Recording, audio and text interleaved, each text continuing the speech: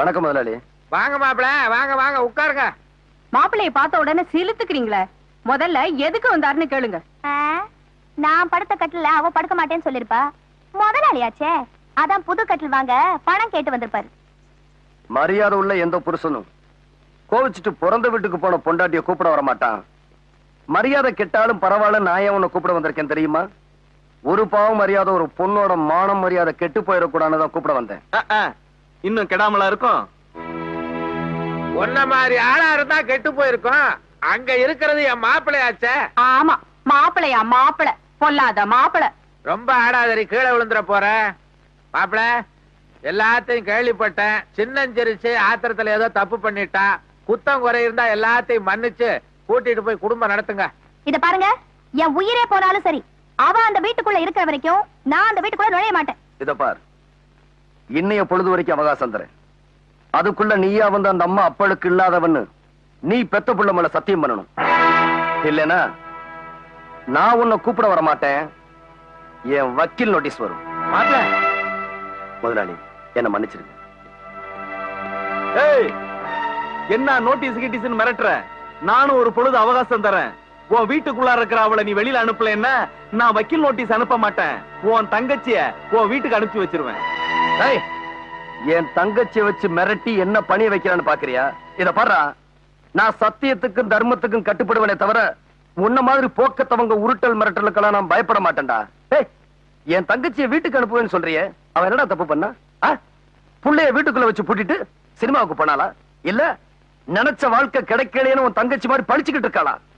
உங்க அம்மா உன்னை பார்க்க வரும்போது வீட்டை பூட்டிட்டு நாவல் படிச்சுக்கிட்டு இருந்தாளா? உனக்கெல்லாம் உழைச்சு சம்பாதிக்க துப்பு இல்லாம என் தங்கச்சியை வளைச்சு என் சொத்தை வரதட்சணைங்கிற பேர்ல அபகரிக்க திட்டம் போட்டேன். அவ சந்தோஷத்துக்காக அத்தனை நான் தார வார்த்து கொடுத்தேன்டா. இந்த பெரிய மனுஷ ஆசைக்காக உன் தங்கச்சியை சல்லி காசு கூட வாங்காம நான் சம்சாரமா ஏத்துக்கிட்டேன்டா. உன் தங்கச்சி பிடிவாதத்துக்காக என் தங்கச்சியை பலியாட ஆக்க நினைச்ச. உன் தங்கச்சி மேல உனக்கு இருக்கிற பாசம் அவர் தங்கச்சி மேல அவருக்கு இருக்காதா? என்னமோ எல்லாத்தையும் எனக்கா தாரவத்தன் தாரவத்தன் சொல்றியே. நான் சந்தோஷமா வாழணுங்கிற என்ன உனக்கு கொஞ்சமாவது இருந்தா உன் வீட்டுல இருக்க அவங்கள வெளியில அனுப்பிட்டு எங்க அண்ணியை கூட்டிட்டு போய் குடும்பம் நடத்து. இல்லனா உனக்கு ஒரு தங்கச்சி இருக்காங்கிறதே மறந்துரு.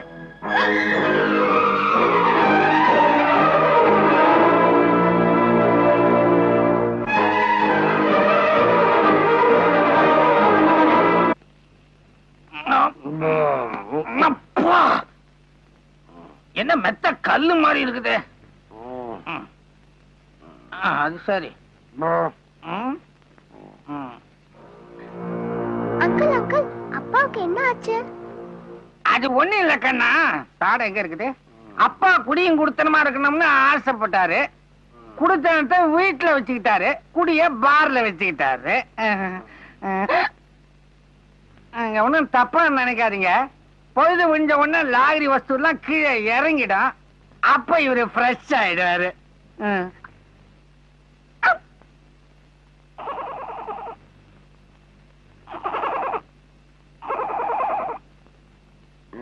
தங்கச்சி அப்படி சொல்லி இருக்க கூட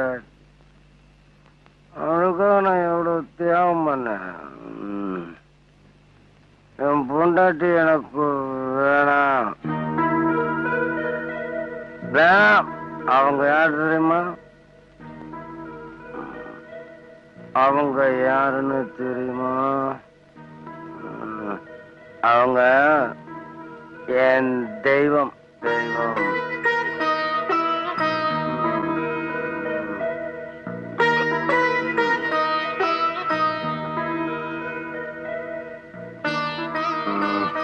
ஆண்டி, டாடிக்கு என்ன ஆச்சு? ஒண்ணு இல்லம்மா, நீ வா.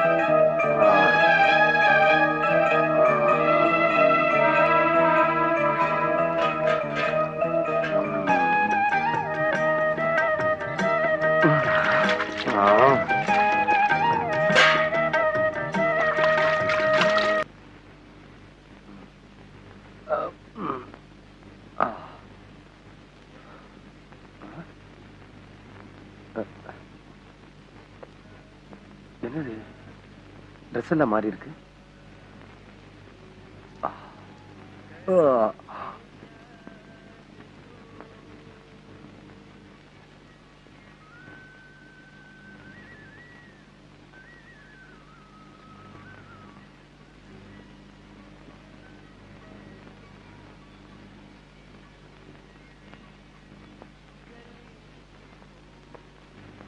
குட்டி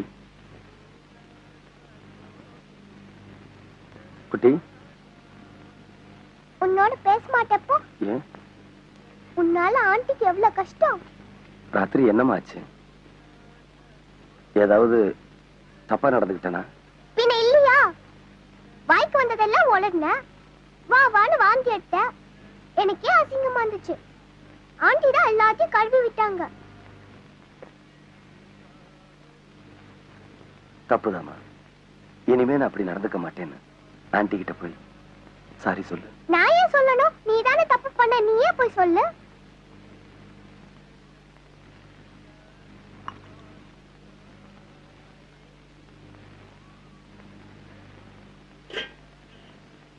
என் கவலையை மறக்க பிடிச்சு நான் உங்களை கஷ்டப்படுத்திட்டேன். உங்க கவலைக்கு நான் தான் காரணம். எனக்கு ஒரு சின்ன சந்தேகம். உங்களை மாதிரி ஆம்பளைங்களுக்கு கவலை வந்தா குடிச்சு தீர்த்துக்கிறோம்னு சொல்றீங்க. என்ன மாதிரி பொம்பளைங்களுக்கு கவலை வந்தா நாங்க எதை குடிச்சு தீர்த்துக்கிறது? விஷத்தையா? மேடம், நான் என்னோட மான மரியாதையை காப்பாத்திக்கணுங்கிறதுக்காக தான் இந்த வீட்டுக்குள்ள வந்தேன். அதனால என்னாச்சு? ஒரு குழந்தை தன் தாயை பிரிஞ்சுது. ராத்திரி நடந்த சம்பவத்தை நினைக்கும் போது எங்கே அந்த குழந்தை தகப்பனை இழந்துருமோன்னு பயமா இருக்கு.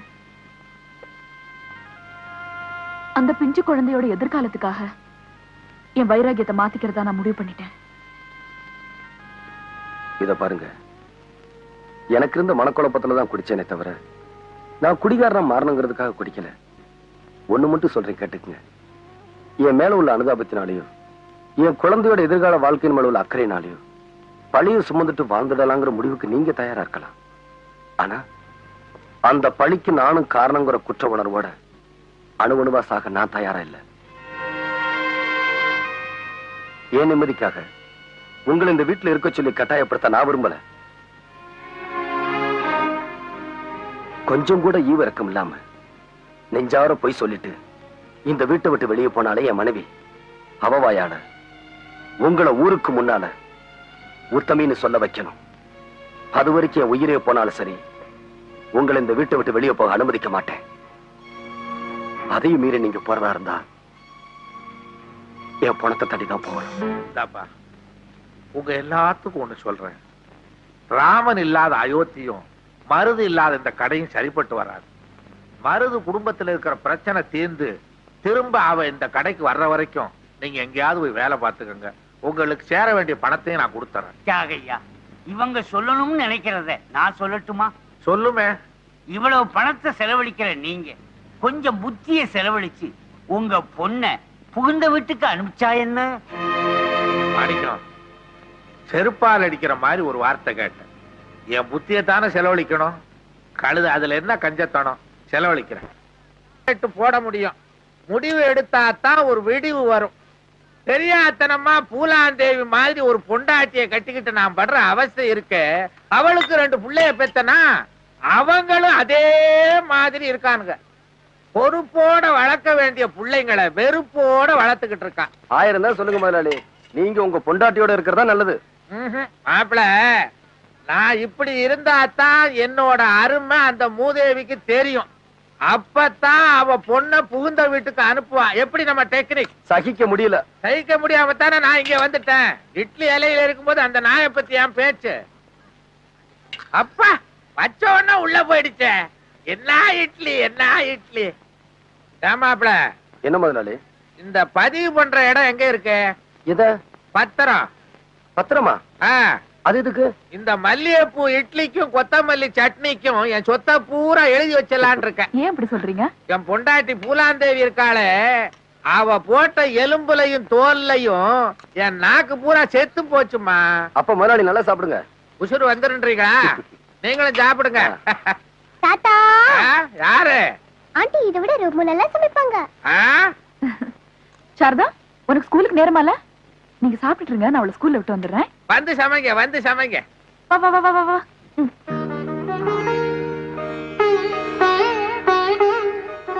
அடேங்கப்பா, இவங்க இருக்க நெருக்கத்தை பார்த்தா பிரிக்கவே முடியாது போல் இருக்க.